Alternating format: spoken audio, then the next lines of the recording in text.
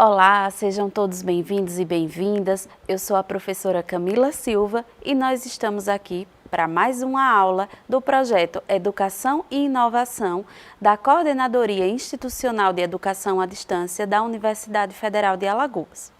Como falei anteriormente, eu sou Camila, sou administradora e mestre em gestão pública. Hoje o tema da nossa aula é muito interessante e diz respeito a todos nós, enquanto cidadãos, enquanto contribuintes, pagadores dos nossos impostos e também em relação à sociedade à qual pertencemos.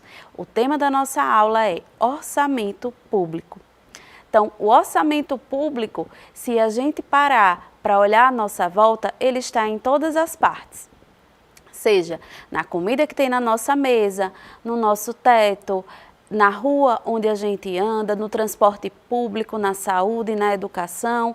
Então, para todos os lugares em que a gente consiga olhar, está presente o orçamento público, os recursos públicos, as ações governamentais executadas com o dinheiro dos nossos impostos. Então, nessa tela, vocês podem ver no centro da imagem, um saquinho de dinheiro com moedas ao redor. Então, isso representa o dinheiro, a arrecadação do Estado, dos municípios e da Federação em relação aos nossos impostos. Tudo que a gente compra, a gente paga impostos. Seja o pãozinho, tem lá uma alíquota de arrecadação, seja o IPVA, que é o imposto de veículo que nós pagamos, todos que possuem veículos pagam o IPVA anualmente, seja nos produtos industrializados a gente paga o IPI. Então, vários tributos, eles são arrecadados pelos entes da federação, da administração pública, seja ela direta ou indireta, a fim de que ele volte para a sociedade, essa arrecadação retorne sob a forma de políticas públicas. Muitas vezes, alguns municípios, eles utilizam o potencial turístico como política pública do estado, da cidade, da região, ou realizam festas, eventos, enfim. Todos esses eventos, eles demanda um desembolso, ou seja, um gasto público para a realização daquele evento e a contrapartida esperada é a arrecadação de impostos, Por exemplo, aqui no Nordeste nós comemoramos as festas juninas, então as prefeituras contratam artistas, montam a estrutura para a realização do evento e aí vem pessoas de outras cidades, de outras regiões, até mesmo de outros estados para aproveitar as festas juninas. Então, essas pessoas que aqui chegam, elas consomem alimentação, hospedagem, transporte, compram, às vezes, ingressos de shows, compram também alimentos, bebidas e tudo que se compra está embutido a alíquota de imposto. Então, o imposto recolhido, ele fica para que ele seja utilizado em prol dos contribuintes daquela localidade. Então, esse imposto retido, ele faz parte do orçamento público. Vocês podem observar aqui nas imagens, nós temos a saúde, o SUS, o Sistema Único de Saúde, que ele é gratuito, porém ele é financiado com o dinheiro dos nossos impostos. Temos do outro lado a educação pública, as rodovias com o transporte, temos uma representação da assistência social, da coleta de lixo urbana e da segurança pública, das forças policiais, dos bombeiros, enfim. Aqui são alguns exemplos de formas que o Estado utiliza para devolver para nós, enquanto contribuintes, os recursos investidos. Então, a arrecadação, ela funciona dessa forma, ela é recolhida, através dos impostos, das taxas, de contribuições de melhoria e com essa receita o governo vai utilizar de estratégias legais para poder verificar onde o dinheiro ele deve ser reinvestido na sociedade. Então, o orçamento público ele funciona mais ou menos como o orçamento familiar. Na nossa casa, por exemplo, nós temos os nossos salários, seja emprego formal, emprego informal, temos alguma fonte de arrecadação. Ou um comerciante que recebe ali o prolabore, o lucro da sua empresa, ou um servidor público que recebe seu salário, um funcionário de uma empresa privada que também recebe seu salário e fazemos o nosso planejamento, né? Ou ter gastos menores ou ter gastos maiores de acordo com aquilo que a gente recebe, né? Então, o ideal é que a gente gaste menos do que o que a gente recebe. Então, a nossa receita, ela tem que ser maior do que a nossa despesa, para que no fim do mês ainda sobre algum recurso para compor a nossa reserva. Seja essa reserva utilizada para a compra de um bem maior, como por exemplo de um carro, de uma casa, para amortização de dívidas, ou para qual destino a gente acha interessante utilizar essa reserva. Com o orçamento público acontece da mesma forma, então nós temos a arrecadação dos tributos. Também, outra forma de obtenção de receita é através dos empréstimos que os governos eles podem realizar, e aí sim esse dinheiro vai ser executado em prol da sociedade, em prol da população, sob a forma de serviços públicos, né? Então, só para a gente compreender um pouco melhor, aqui nós temos essas duas imagens, né, do orçamento familiar versus o orçamento público. O que é que tem de semelhante? O que é que a gente pode promover de intersecção entre essas duas imagens? Aqui nós temos a arrecadação, a pessoa ali sentada com os boletos, né? Os boletos para pagar, uma calculadora e ali os seus sonhos de consumo, né? O que a pessoa almeja comprar com aquele recurso que ela dispõe, e do outro lado da mesma forma, a arrecadação dos tributos, a receita e ali possibilidades de gasto com segurança pública, transporte, saúde e educação. Então, o orçamento público, como eu falei, muito semelhante, ao orçamento familiar. Então, só para conceituar um pouco melhor, o orçamento público, o orçamento em geral, ele é um processo de planejamento contínuo e dinâmico de que o Estado utiliza para demonstrar seus planos e programas de trabalho. Então, vamos destacar essas palavras: contínuo e dinâmico, ou seja, esse planejamento, ele não é estático. A gente faz o planejamento para aquele determinado período, para aquele determinado ciclo orçamentário, e a partir daí a gente observa a receita e fixa as despesas. Então, ele é dinâmico, porque algum fato pode acontecer e fazer com que esse orçamento ele precise ser modificado. Por exemplo, no período da pandemia, então, o número de máscaras, de instrumentos hospitalares, ele foi maior, o volume foi maior, e aí o Estado precisou adquirir esses bens, né, para que eles pudessem ser utilizados no hospital.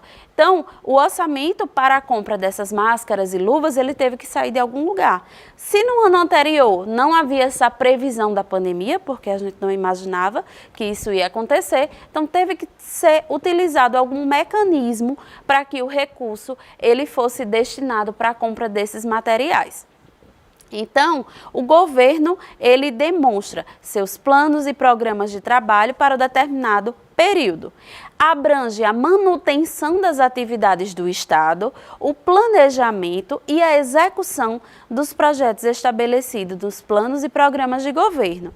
Ou seja, na nossa casa, nós temos aqueles gastos fixos, né, os gastos contínuos, como, por exemplo, a prestação que a gente paga do financiamento imobiliário, ou o aluguel, a conta de água, a conta de luz. Esses itens de consumo, eles são fixos, eles denotam a manutenção do nosso dia a dia. Bem assim é com o Estado. O Estado tem alguns programas que são contínuos, que não podem, os recursos desses programas eles não podem ser retirados e dados outro destino, né?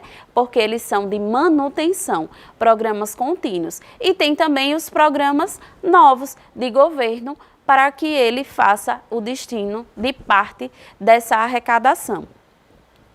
Adicionalmente, o ditame constitucional, ou seja, a nossa Constituição, ela contempla essa parte do orçamento público.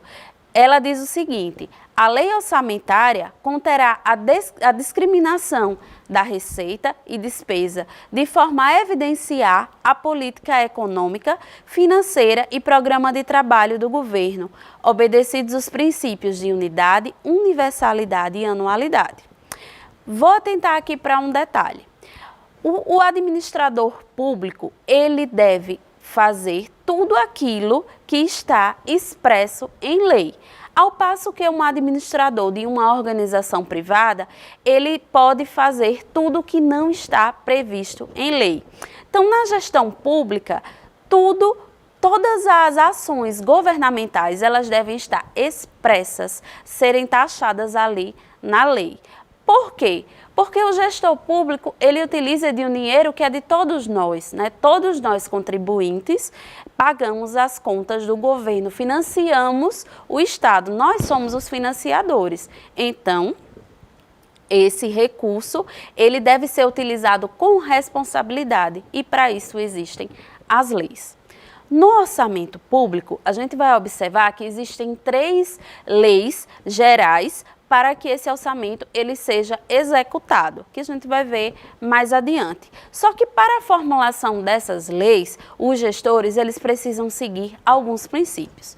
Nós temos alguns princípios que balizam o orçamento público. Alguns deles eu fiz aqui o extrato para que a gente possa conversar um pouquinho.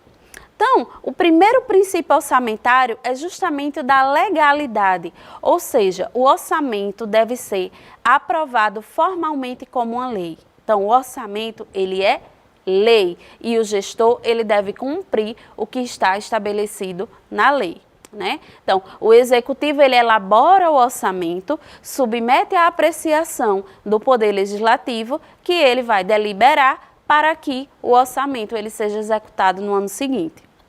Então, o orçamento público básico ele é composto por 3 leis, 3 peças orçamentárias. O Plano Plurianual, a Lei de Diretrizes Orçamentárias e a Lei Orçamentária Anual. O segundo princípio é o da unidade, ou seja, um orçamento para cada ente federado. Não há de ter um orçamento para cada programa, um orçamento para cada pasta, um para educação, um para saúde. Em linhas gerais, cada ente federado deve apresentar, submeter ao Legislativo apenas um orçamento, contendo todos os programas e metas de todas as pastas.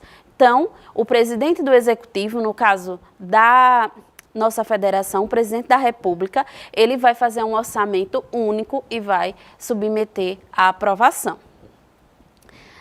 Terceiro princípio, da universalidade, ou seja, todas as receitas e despesas devem ser incluídas na lei orçamentária do ente federado. Então, se a gente está tratando de orçamento, o orçamento ele tem que conter receitas e despesas. Tudo que o governo for executar tem que conter no orçamento. Caso não esteja contemplado na lei, essa nova receita ou essa nova despesa, ela pode não ser executada, né? Justamente por conta desse princípio. Até mesmo como uma forma de limitar a autoridade dos governantes, porque ele só pode executar aquilo que está na lei. Ele não pode, de última hora, criar um novo gasto ou criar uma nova fonte de receita, uma nova fonte de arrecadação, um novo tributo, né? Deve estar tudo na lei, expresso e aprovado pelo Legislativo.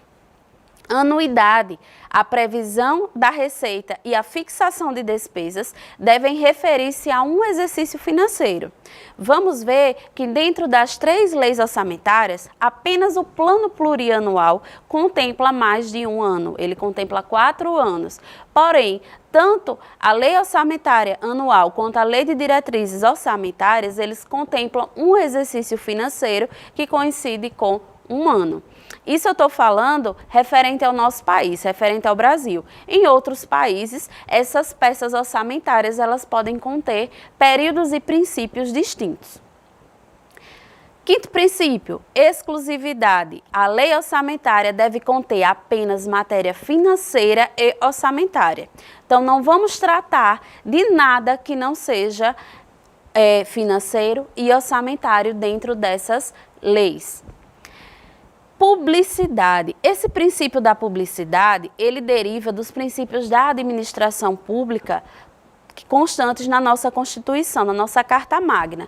Então, a lei orçamentária, ela deve ser amplamente divulgada, ou seja, toda a sociedade, ela deverá ter o acesso à lei orçamentária. Então, você contribuinte, se você quiser saber como que o governo ele está executando o orçamento, está executando o seu tributo, você tem todo o acesso através dos canais de divulgação dos governos. Clareza, o texto deve ser claro e compreensível. Se eu estou falando de publicidade, que todo cidadão ele pode e deve ter acesso às peças orçamentárias, então as informações constantes nelas devem ser claras e compreensíveis para qualquer pessoa. Equilíbrio, os valores da receita e despesas devem ser iguais. O valor da receita, da arrecadação, ele pode até superar o da despesa, mas nunca o inverso deve acontecer. Então, falei dos princípios que norteiam essas peças orçamentárias. Agora nós vamos destrinchar um pouquinho dessas 3 principais leis orçamentárias. Então, o artigo 165 da Constituição Federal diz que as leis de iniciativa do Poder Executivo estabelecerão o plano plurianual, as diretrizes orçamentárias e os orçamentos anuais. Lembrando que cada ente federativo, ele deve contemplar o seu orçamento, o município, o estado e a União. Então, o plano plurianual, ele é o principal instrumento de planejamento governamental de médio prazo, que define justamente as diretrizes, objetivos e metas com o propósito de viabilizar a implementação de seus programas. Então, o plano plurianual, ele é um plano de médio prazo, ou seja, ele tem a duração de 4 anos. Todos os programas e metas, as diretrizes para a execução desses programas, eles devem estar no plano plurianual. Então, como é que funciona essa lei? Ele tem, como eu falei, a duração de 4 anos. Então, o novo presidente, ou o novo governador, ou o novo prefeito, ele faz a elaboração durante o seu primeiro ano de mandato e esse plano valerá para os 3 anos seguintes do mandato e 1 ano do próximo mandato.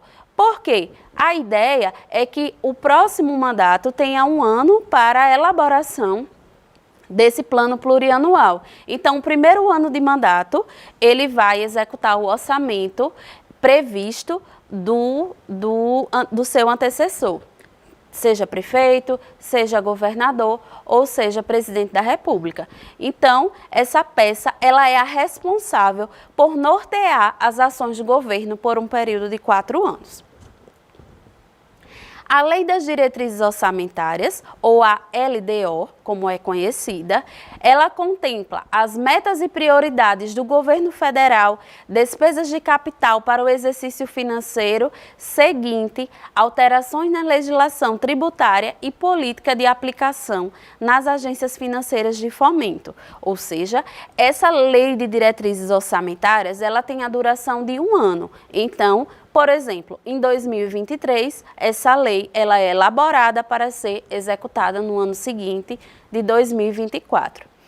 A LDO também fixa limites para orçamentos do Legislativo, Judiciário e Ministério Público e dispõe sobre gastos de pessoal e política fiscal, dentre outros temas. Então, os salários pagos dentro da administração pública, eles devem estar presentes na lei, na LDO e na LOA também.